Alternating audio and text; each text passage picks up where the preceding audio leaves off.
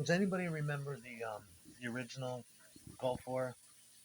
I mean, it's been going on for fucking ever. But the first televised one with Bush, and you could your parents would come home from work. You'd come home from school, and on all the major news networks, cable and public, it was a televised war. It was the first time we ever saw what infrared looked like, what night vision looked like, and you just saw howitzers that looked like rockets. They looked like the Fourth of July, strafing, bombarding, launching complete nonstop trains and salvos of explosive molten lead onto these poor, meager Mediterranean little towns and hamlets, leveling them, flattening them down to shale, bedrock, reducing them back into the Stone Age. And you're, and I don't know. My father was a Vietnam vet. We used to sit there and just mouth agape, staring at that. I had my friend at the time. He had a brother who was Marine, and he was over there in Iraq on the front lines, and he was telling us about psychological operations in Iraq. Some of the ones that they would do, like they would play through the tank speakers or through bullhorns because they got really loud bullhorns out there. Slayer's War Ensemble at top volume at 3 in the morning, 4 in the morning. Music as counter or as terrorism, really. Propaganda death ensemble, burial to be, corpses rotting through the night in blood-laced misery. Campaign of elimination, twisted psychology when victory is to survive and death is defeat. Support the war, war support. Supporting this war, total war, when victory is really a massacre. The final swing is not a drill, it's how many people I can kill. Be death from above when darkness falls, descend unto my sights. You know, your fallen wars. Center of the well, all battles scored. What is a war cry? Era forevermore. Mm-hmm. The final swing is not a drill. It's how many Iraqis I could kill. Stuff like that. That had to have been terrifying. If you examine it, you could anything that was newsworthy like that, like standoffs or wars or anything like that, like the FBI um, trying to get people like to come out of their nests, like the Move or the rich people there. They use sound as warfare, sonic warfare, sinusoidal low frequency waves through massive amplifiers that cannot be heard audibly because they're below 20 hertz, but they have an effect on the body where it just you evacuate all your portals, you throw up, you crap yourself, you vomit, and it induces panic. It makes you feel nauseous and panic. It could also give cancer to you if you do it for prolonged periods of time. There's a humming and a buzzing going on in California right now, and in fact all over the world. But on our continent, you can find it in California. There are people actually moving, and they're recording them with oscilloscopes and EMF and ELF too, extremely low frequency oscillations that they think is sonar, but it's not. I mean, it's not sonar. That's not how sonar works. And it throbs. It's a throbbing and a buzzing and a humming, and the government will do it to big buildings too. They'll do it to parts for different reasons. Like if they want to knock down an entire abandoned mall, all they have to do is point a satellite at it and bombard it with sinusoidal sound waves, and eventually you get these concrete citadels, like a mall, like a shopping mall, and eventually the foundation cracks. This building should last through an earthquake, and in a matter of months they can crumble. You know, buildings like that. Remember that they did that in the standoff in Waco. David Koresh, who worked his way up to the top to become a prophet or a messiah, which is high level. I mean, you got to earn that title. He did it by taking out bishops like he was a mafia, like he was mafios. He took out a bishop and usurped him, made him Suprelius. He did whatever he had to do to get to the top of the chain of the Branch Davidians, and he had correspondence, or he was affiliated with the FBI in some fucking way, and they respected him to some degree. They can't they can't control what people do, and they're forced to deal with them. But for the most part, they dealt with him, and he got away with a lot of things until the standoff in Waco, Texas. Whereas they warned him, they pleaded with him, they begged with him.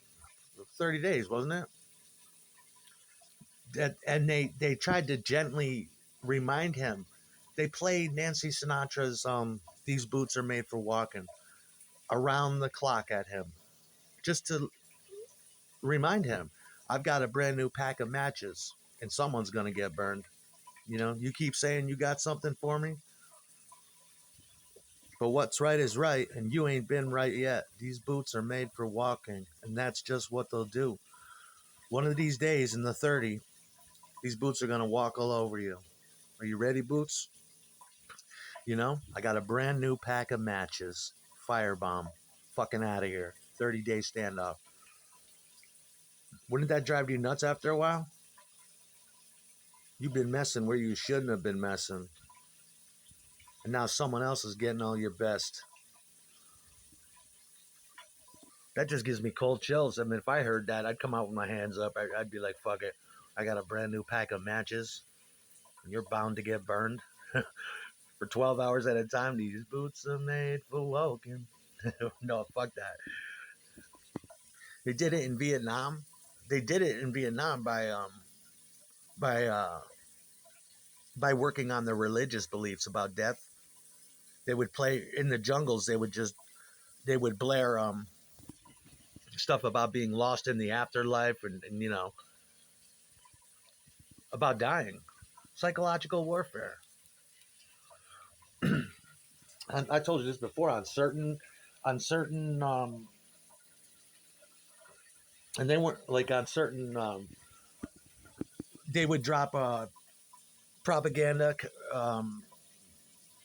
in literature, propaganda. They would drop not food but condoms on them because they literally thought the Asians were like, I guess, roaches. I guess because they just won't stop breeding. That's the reason they gave in this book I read, and they were dropping condoms on them as if they give a fuck, right? Whereas the the North Vietnamese, they would drop food and stuff, but for the Viet Cong, that's what they would do. In Guantanamo Bay, they used um, they used all sorts of forms of sonic terrorism, sonic warfare, and propaganda. All sorts of they would use music. They would use like low oscillating tones and just drive people mad. High frequency tones that would make your ears pop.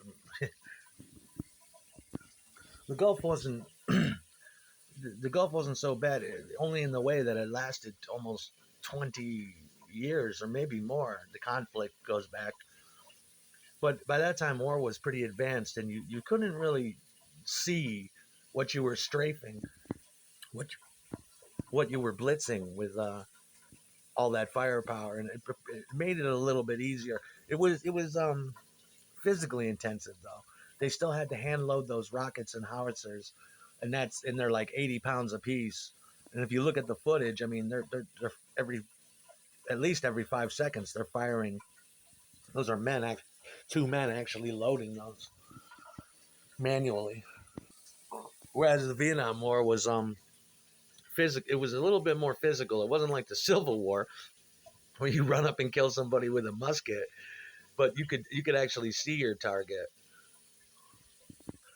And I just remember, I wish I had I wish I was around when my father died because I wanted to get his Vietnam books.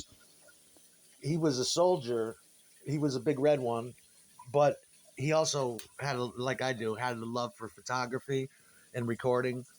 And when he was in Australia, he had picked up a little reel-to-reel recorder, and he had recorded a lot of stuff. And he took zillions of photographs. He must have had 5 or 6 stacked, knitted photo albums with Vietnamese writing on them. And inside were all color photographs of thousands and thousands of bodies, dead bodies, white, looks of anguish, stacked on each other, with big trenches where they were, and lime, and they were throwing the bodies in. And it's like, wow, this was a serious fucking war. This was serious. I'm talking at least 30, 40. They're all stripped, getting ready to be buried. Purple, blue, white, and various stages of death, stacked like garbage. It looks like a human garbage dump. I remember. And every time my father went to work, I'd sneak down there when I was like 9 or 10 and go through these books. It was vivid, grim, frightening depictions of war. And I've read stories and I've heard stories at the VA, and my father's friends too. You know, some guys didn't have it that bad, but apparently the big red one did. Because I mean, I saw it in picture form. Just, and it was scary. It was totally scary. My father told me about psychological operations a long time ago, and it's too bad they don't have that stuff on YouTube. I heard one of them; it was interesting. But I was just sitting here thinking of that. I gotta get going. We gotta wrap this up. I'm out of stories, man, and I'm bored to death.